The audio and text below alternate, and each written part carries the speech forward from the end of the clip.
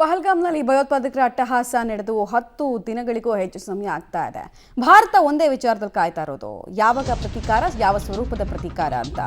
ಉಗ್ರ ಪೋಷಕ ಪಾಪಿ ಪಾಕಿಸ್ತಾನಕ್ಕೆ ಭಾರತ ಈಗಾಗಲೇ ರಾಜತಾಂತ್ರಿಕ ಹೆಜ್ಜೆಗಳ ಮೂಲಕ ಹಲವು ಶಾಕ್ಗಳನ್ನು ಕೊಟ್ಟಿರೋದು ನಿಮಗೆಲ್ಲ ಗೊತ್ತೇ ಇದೆ. ಕಳೆದ 10 ದಿನದಲ್ಲಿ ಮೋದಿ ಸರ್ಕಾರ ಕಠಿಣ ಹೆಜ್ಜೆಗಳನ್ನು ತೆಗೆದುಕೊಂಡಿದೆ.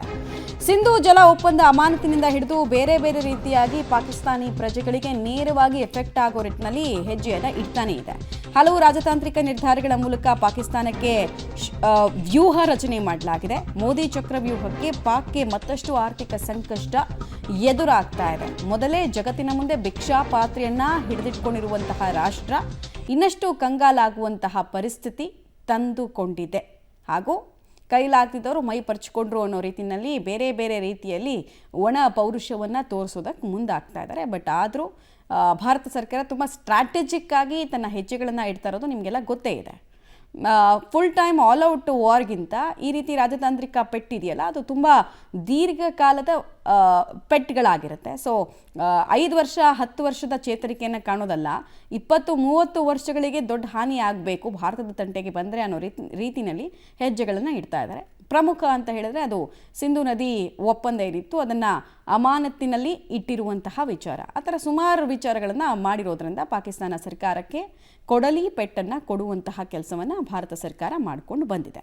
ಹಾಗಾದರೆ ಇಷ್ಟಕ್ಕೆ ನಿಂತು ಹೋಗುತ್ತಾ ಪ್ರತೀಕಾರದ ಪ್ರತಿಜ್ಞೆ ಅಂತ ಕೇಳಿದರೆ ಇಲ್ಲ. ಇಷ್ಟು ದಿನ ಒಂದು ಆಟ, ಇನ್ನು ಮುಂದೆ ಇನ್ನೊಂದು ಆಟ. ಭಯೋತ್ಪಾದಕ ನಾಯಕ ಪಾಕ್ಗೆ ಮುಂದಿದೆ ಮಾರಿ ಹಬ್ಬ. 3 ಸೇನೆಗಳಿಗೆ ಪಾಕ್ ವಿರುದ್ಧ ದಾಳಿಗೆ ಪರಮಾಧಿಕಾರವನ್ನು ಕೊಡಲಾಗಿದೆ. ನೋಡಿ, ಯಾವುದೇ ದಾಳಿಯಾದಂತಹ ಸಂದರ್ಭದಲ್ಲೂ ಪ್ರತೀಕಾರವನ್ನು ತೀರಿಸಿಕೊಳ್ಳೋದಕ್ಕೆ ಯಾವಾಗಲೂ ಪರಮಾಧಿಕಾರವನ್ನು ಕೊಡ್ತಾರೆ ಯೂಶಲಿ. ಪಂಜಾಬ್ ಬ್ಯಾಟಲ್ ಫೀಲ್ಡ್ಗೆ ಟ್ಯಾಂಕರ್ನ ಸೇನೆ ಇಳಿಸಿರೋದ್ರ ಬಗ್ಗೆ ಮಾಹಿತಿ ಸಿಗ್ತಾ ಇದೆ. ಮಾತಿಗೆ ಉಗ್ರಸ್ಥಾನ ಬಗ್ಗಲ್ಲ ಅಂತ ಗೊತ್ತಾದ ಮೇಲೆ ದಂಡಂ ದಶಗುಣದ ಪಾಠವನ್ನು ಭಾರತ ಸರ್ಕಾರ ಹೇಳೋದಕ್ಕೆ ಮುಂದಾದಂಗೆ ಕಾಣಿಸ್ತಾ ಇದೆ. ಈಗ ಎಲ್ಲಿಂದ ಅಟ್ಯಾಕ್ ಮಾಡ್ತಾರೆ, ಹೆಂಗೆ ಅಟ್ಯಾಕ್ ಮಾಡ್ತಾರೆ ಅಂತ ನಿದ್ದೆ ಮಾಡೋದನ್ನು ಬಿಟ್ಟು ಕಾಯೋ ಕೆಲಸವನ್ನು ಮಾಡ್ತಾ ಇದ್ದಾರೆ.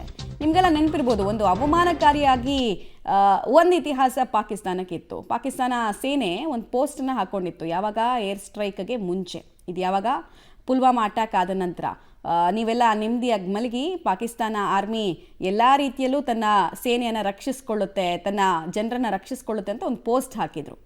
Sleep tightly Pakistan is defending it's air force ಅಂತ. ಸ್ವಲ್ಪ ಹೊತ್ತಲ್ಲೇ ಭಾರತೀಯರು ಬಂದರು, ನುಗ್ಗು ಹೊಡೆದ್ರು, ಜಗತ್ತಿನ ಮುಂದೆ ಮುಖ ಇಲ್ದಂಗೆ ಆಗಿತ್ತು. ಈಗ ಹಾಗೆಲ್ಲ ಆಗಬಾರ್ದು ಅನ್ನೋ ನಿಟ್ಟಿನಲ್ಲಿ ಹೆಂಗೆ ಎಲ್ಲಿಂದ ರಕ್ಷಣೆ ಮಾಡ್ಕೊಳ್ಳೋದು ಅಂತ ಅವರಿವರ ಮನೆಗೆ ಓಡಿ ಹೋಗಿ ಇವ್ರು ನಮಗೆ ಹೊಡಿಬಹುದು ಅಂತ ಆತಂಕವನ್ನು ಬೀಳ್ತಾ ಇದ್ದಾರೆ. ಅಮೆರಿಕದ ಕದ ತಟ್ಟುವಂತಹ ಕೆಲಸ ಆಯಿತು, ವಿಶ್ವಸಂಸ್ಥೆಯ ಮೊರೆ ಹೋಗೋ ಕೆಲಸ ಆಯಿತು. ಈಗಂತೂ ಪಾಕಿಸ್ತಾನ ಒಂಟಿಯಾಗಿಬಿಟ್ಟಿದೆ. ಪಾಕಿಸ್ತಾನಕ್ಕೆ ಮಿತ್ರರು ಅಂತ ಹೇಳ್ಕೊಳ್ಳೋ ಯಾವ ರಾಷ್ಟ್ರಗಳು ಭಾರತದ ವಿರುದ್ಧ ಸೆಟೆತು ನಿಲ್ಲುವಂತಹ ಅವಕಾಶ ಇಲ್ಲ. ಸೊ ಗೇಮ್ ಪ್ಲಾನ್ಗೆ ಈಗಾಗಲೇ ತತ್ತರಿಸಿ ಹೋಗಿದೆ ಪಾಕಿಸ್ತಾನ. ಇನ್ನೂ ಯಾವ ರೀತಿಯಲ್ಲಿ ದಿಟ್ಟತನದ ಉತ್ತರ ಕೊಡ್ತಾರೆ ಅನ್ನೋದು ನೋಡಬೇಕು. ನಾವು ಮುಂಚೆನೂ ಹೇಳಿದ್ವಿ ನಿಮಗೆ, ಒಂದು ಆ್ಯಕ್ಷನ್ ಮೂವಿಗೋಸ್ಕರ ವೆಯ್ಟ್ ಮಾಡ್ತಾ ಇದ್ದಾರೆ ಜನ ಅಂತ.